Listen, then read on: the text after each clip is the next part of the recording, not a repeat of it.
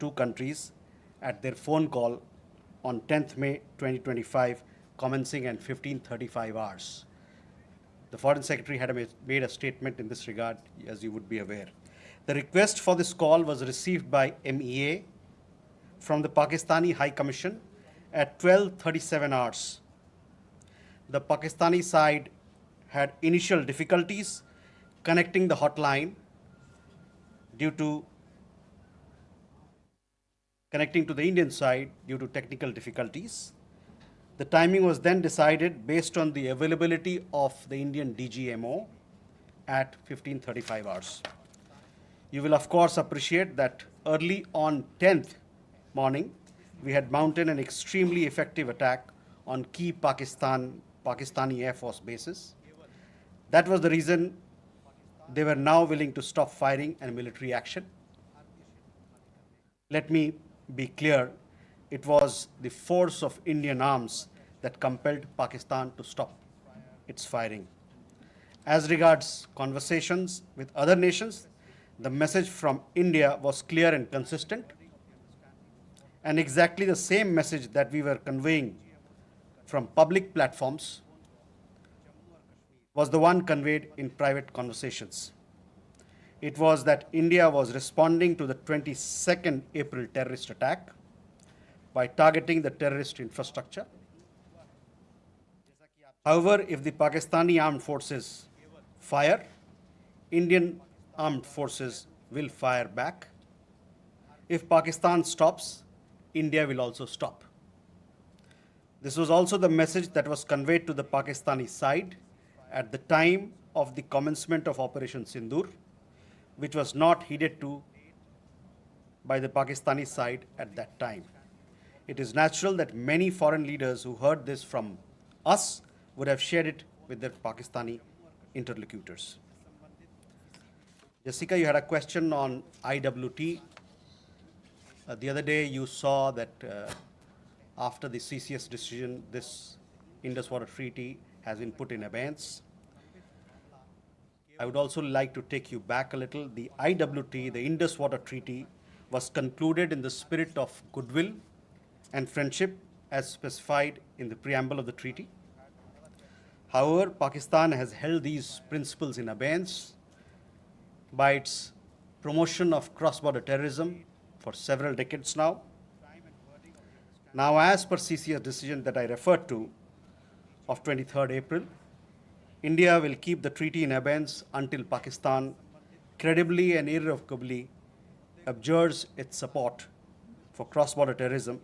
Please also note that climate change, demographic shifts, and technological changes have created new realities on ground as well. Kandirmi had a question regarding trade matters. From the time of Operation Sindoor, commenced on 7th May, till the understanding on cessation of firing and military action on 10th May, there were conversations between Indian and US leaders on the evolving military situation. The issue of trade did not come up in any of these discussions.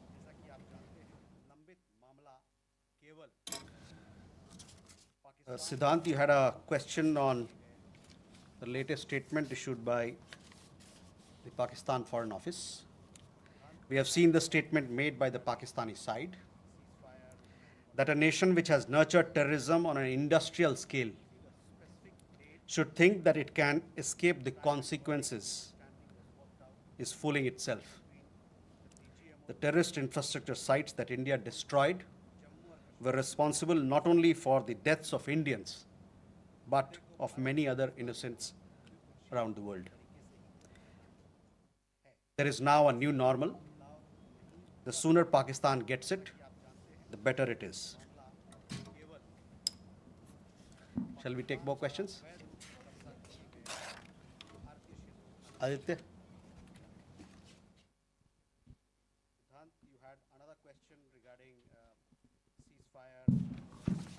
We Mr. Jaiswal, I have two quick questions. One, that some of the Indian diplomats who have given interviews abroad have said that India has electronic intercepts and gathered intelligence linking to Pahalgam attackers to the handlers, and they have been planning more attacks. So, have you given any kind of this evidence to the foreign attaches and diplomats that were briefed today, and in the context of ambassadors also that were briefed earlier? And yeah, that's about it. Mega.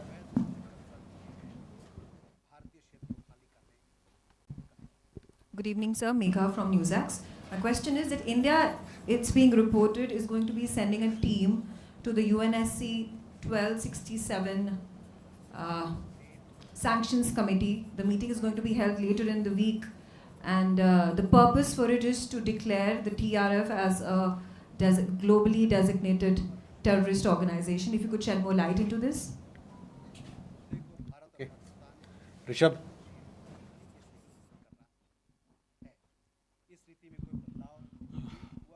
Spokesperson, good evening. Rishabh from Times. Now, I have just two questions here. Pakistan Foreign Minister Ishaq Dar has given an interview to CNN, and where he has claimed success and suggested that India was keen to have the ceasefire. Your comments on that?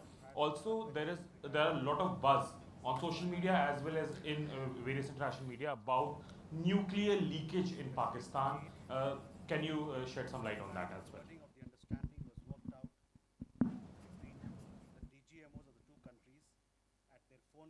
Manas.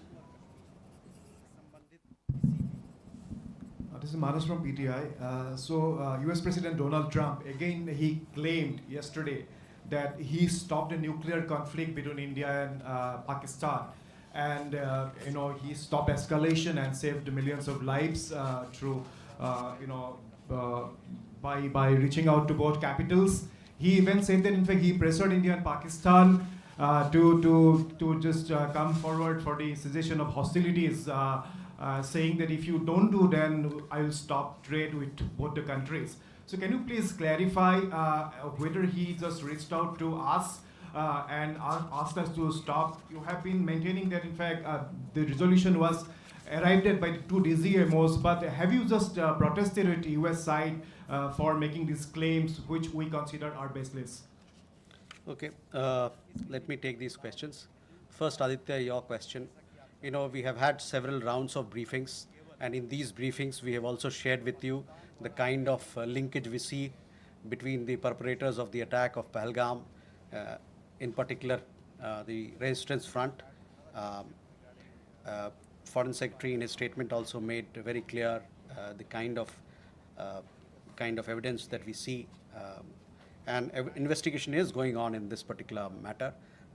You would have seen that TRF had taken responsibility, and then second time again, second day, twice they had taken responsibility, and thereafter, possibly at the behest of their handlers, they rolled it back. But TRF is one organization which is a front of the Lashkar-e-Taiba, and you would understand and perhaps be in the knowledge of it that we have been pursuing listing of TRF in the United Nations, by the United Nations Security Council, by the Sanctions Committee, UNSC. You had another question regarding ceasefire and what sort of role other countries played, etc. 1267 Sanctions Committee.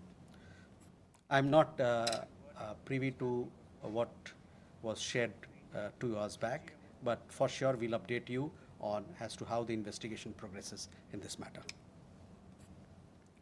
Mega on UNSC 1267 Sanctions Committee.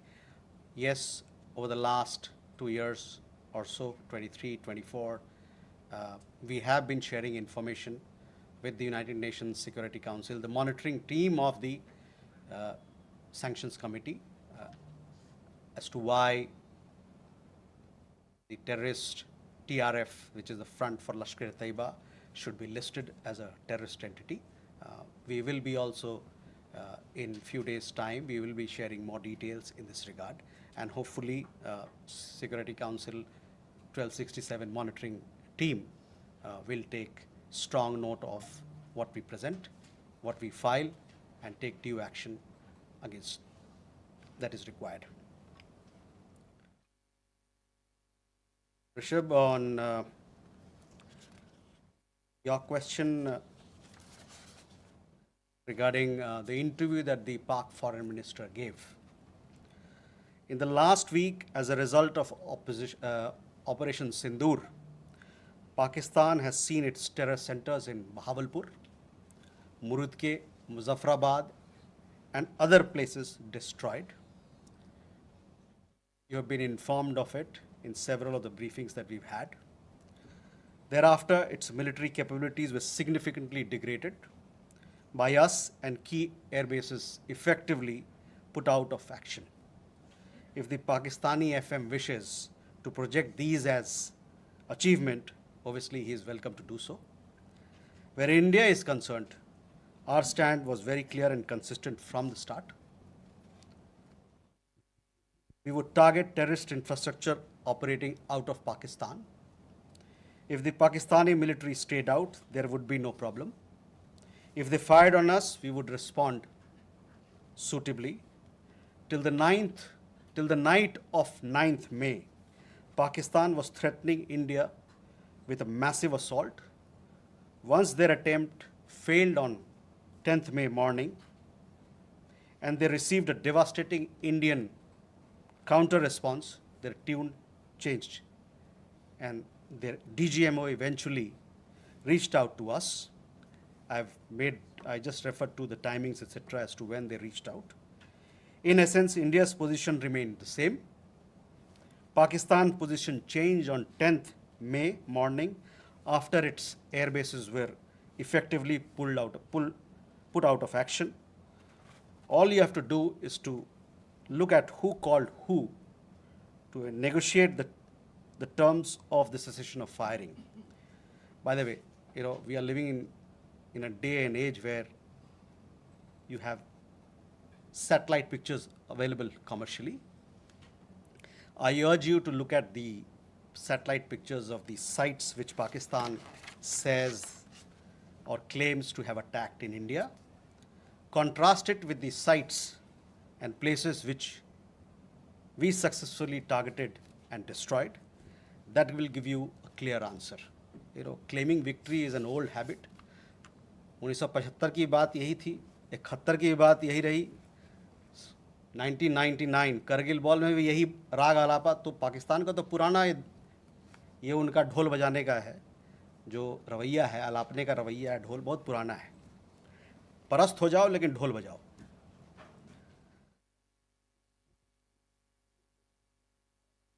Rishabh, you also had a question regarding on that. I think there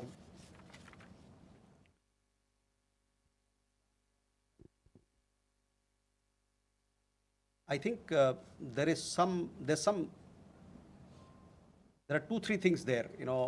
There's talk of we saw some social media post about Egyptian, American aircraft, etc. But those questions are for them to answer, not for us. But on the nuclear, in the defense briefing, if you remember, our side made things very clear as to what was the target, etc. As far as your particular question, I think the Pak foreign minister also has made some comments on that. Manas,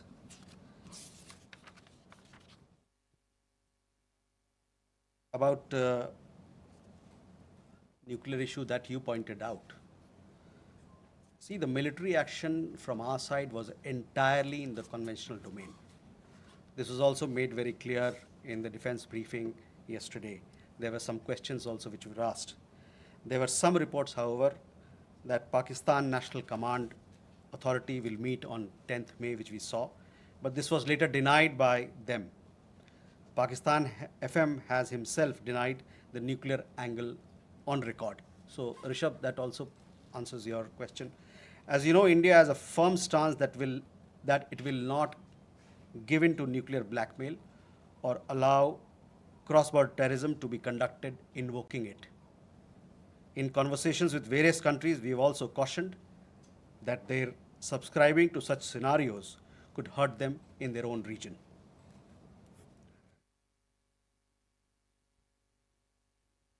Can we take more questions? Okay.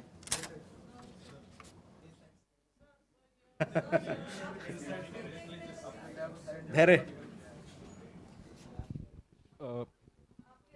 Good evening, sir. Hare Maheshwari from Sputnik, sir. Just a clarification. Secretary Marco Rubio tweeted that India and Pakistan had agreed to ceasefire as well as start talks on a broad range of issues at a neutral site. So would it be possible to get a clarification on this if we agreed to that? And sir, the second question is about India-US trade talks. India has formally notified the WTO proposing retaliatory tariffs against select US imports over Washington's tariffs on steel and aluminum imports. Would it be possible to get a clarification on this? And does it affect India's negotiating position vis-a-vis the bilateral trade agreement? Thank you. Okay. Smita. Smita Sharma here.